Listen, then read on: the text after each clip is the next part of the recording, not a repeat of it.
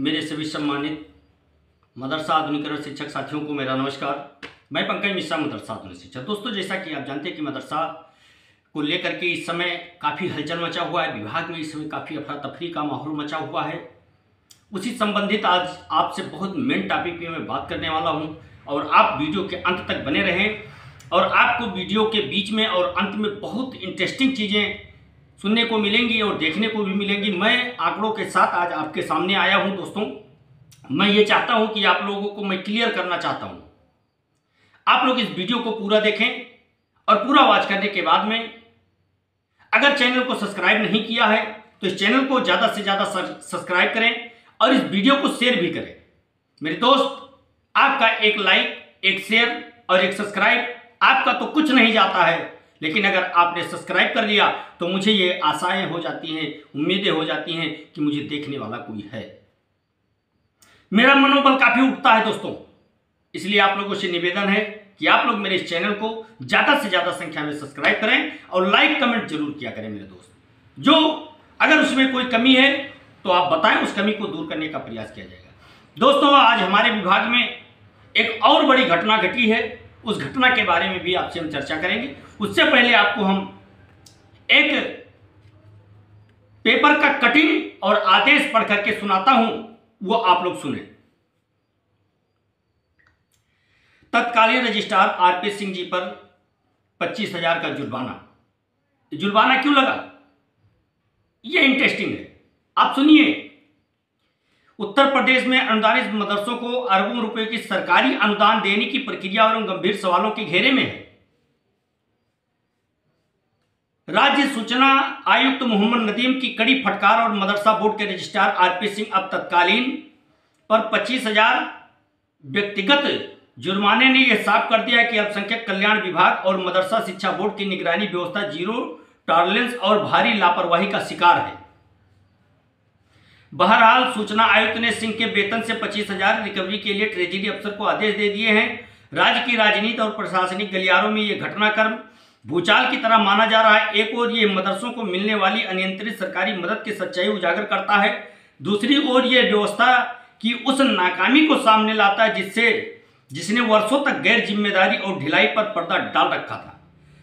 RTI की सुनवाई के दौरान सामने आए खुलासे ने दिखाया कि सरकार से करोड़ों की धनराशि लेने वाले मदरसों के प्रबंधकों के नाम, पते, नागरिकता और वैधानिक स्थिति तक मदरसा शिक्षा बोर्ड के पास दर्ज नहीं है। फिर भी उनको अनुदान मिल रहा था मेरे भाई। उनका कोई ब्यौरा ही नहीं है, यहां विभाग में कोई ब्यौरा उनका है ही नहीं, फिर भी उनको पैसे मिल रहे हैं। खेल किसने किया? एडेड मदरसा वालों ने। भुक्तभोगी कौन हो रहा है? आधुनिकीकरण शिक्षक। इस चीज को सरकार को समझना चाहिए। यही आधुनिकीकरण शिक्षक बहुत दिनों से चिल्लाता हुआ आ रहा है कि कमी है एडेड मदरसों में, उसकी जांच कराओ, उसकी सत्यता जानो। लेकिन इन आधुनिकीकरण शिक्षकों में कोई कमी नहीं है, इनको बहाल करो। फिर आगे सुनिए। आरटीआई की सुनवाई के दौरान सामने आए खुलासे ने दिखाया कि सरकार से करोड़ों की धनराशि लेने वाले मदरसों के प्रबंधकों के नाम, पते, नागरिकता और वैधानिक स्थिति तक मदरसा शिक्षा बोर्ड के पास दर्ज नहीं है। इस मामले के याचिकाकर्ता ने करीब 3 वर्ष पूर्व मदरसा बोर्ड से सूचना मांगी थी।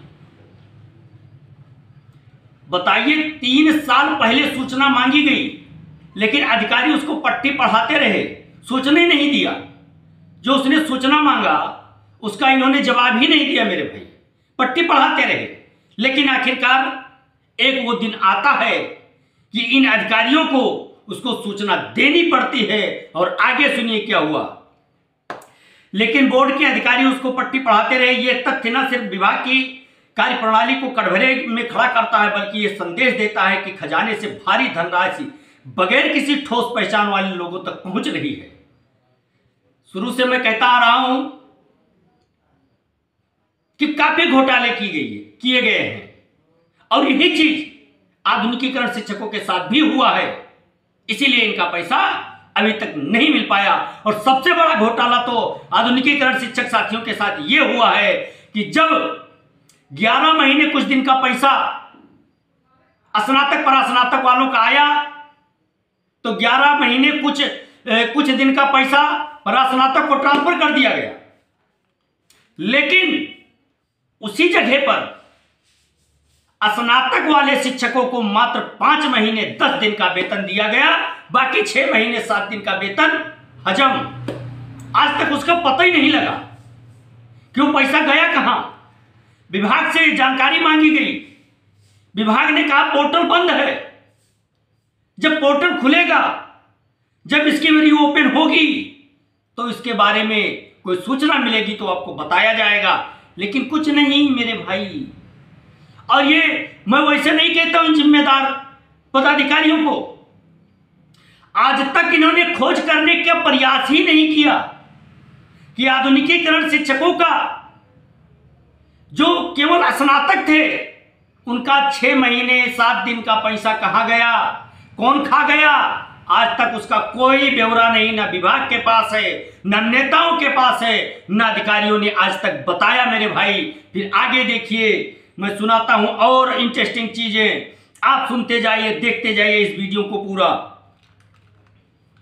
राज्य सूचना आयुक्त मोहम्मद नदीम ने उक्त मामले की सुनवाई के दौरान विभागीय जवाब पर तीखी नाराजगी जताते हुए कहा कि यह कोई सामान्य भूल नहीं है, बल्कि सरकारी धन की जानबूझकर की गई आपराधिक अनदेखी है। जन सूचना अधिकार आयुक्त मोहम्मद नदीम साहब कहते हैं कि यह भूल नहीं है।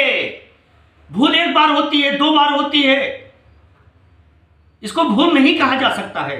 यह जानबूझकर किया गया अपराध है। उन्होंने साफ चेतावनी दी कि शासन अगर समय रहते नहीं चेता तो यह मामला भ्रष्टाचार ही नहीं बल्कि सुरक्षा का गंभीर संकट भी खड़ा कर सकता है। सबसे अहम बात यह रही कि इस लापरवाही पर जिम्मेदारी तय करते हुए आयुक्त मोहम्मद नदीम ने मदरसा बोर्ड के रजिस्ट्रार श्री आरपी सिंह जी पर व्यक्तिगत तौर पर 25,000 रुपये का जुर्माना ठोका है। इतना ही नहीं, श्री नदीम ने इस जुर्माने की वसूली के लिए रजिस्ट्रार ट्रेजरार को आदेश दिया है कि जिसे यह साफ संकेत गया है कि अब विभागीय अधिकारियों की ढील बर्दाश्त नहीं की जाएगी। सूचना आयुक्त मोहम्मद नदीम ने राष्ट्रीय सहारा को बताया कि मदरसा बोर्ड के रजिस्ट्रार आरपी सिंह स्वयं उपस्थित हुए थे और उन्होंने प्रदेश के 553 अनुदानित मदरसों की सूची देते हुए जुर्माना माफ करने की गुहार की थी, लेकिन यह काफी योग्य नहीं है। मामले की सुनवाई 3 सितंबर को होगी। अभी इस पर और चर्चा की जाएगी। एक हेडलाइन और है मेरे भाई, ट्रेजरी ऑफिसर को वेतन से रिकवरी का आदेश। मदरसा बोर्ड की निगरानी व्यवस्था जीरो टॉलरेंस बड़ी लापरवाही का शिकार। मेरे दोस्त, कल जब मैंने संकेतों में कहा तो कुछ मदरसों के दलाल जो केवल दलाली करते थे, मान्यता दिलवाते थे, शिक्षकों की नौकरी लगवाते थे, उसके नाम पर स्कैम कर रहे थे, दलाली कर रहे थे, उनको बहुत बुरा लग गया। उन्होंने कहा जब जानकारी ना हो तो बात नहीं किया जाता है, और उन्होंने कहा कि ऐसा कुछ नहीं हुआ है विभाग में, आपकी जानकारी गलत है, आपने जानकारी कहां से ली, कैसे बता दिया। मेरे भाई, ये तो अभी कुछ मामलों की जांच हुई है। मैं इस वीडियो संदेश के माध्यम से उत्तर प्रदेश के एसएसपी मुख्यमंत्री श्री योगी आदित्यनाथ जी से मैं हाथ जोड़कर विनती करता हूं कि आधुनिकीकरण शिक्षकों के स्कैम के बारे में भी जानकारी करें, उनकी भी जांच कराएं कि 6 महीने 7 दिन का स्नातक का पैसा किसके पास गया, कहां चला गया, आज तक नहीं मिल पाया है। कई बार मैं इसका जिक्र कर चुका हूं, कोई बताने को तैयार नहीं। जिले पर जब जिले के अल्पसंख्यक कल्याण अधिकारी से पूछा गया तो उन्होंने कहा मुझे आदेश नहीं है, मैं नहीं बता सकता इसके बारे में। कई बार उनसे इस चीज की जिक्र किया गया है। मैंने अपने शीर्ष पदाधिकारियों से, जो संगठन के शीर्ष पदाधिकारी हैं, उनसे भी कई बार इसके बारे में बातचीत किया गया। वो उस पर बोलने को तैयार ही नहीं है, इसको इग्नोर कर देते हैं। इसलिए मैं मुख्यमंत्री महोदय जी से कहना चाहूंगा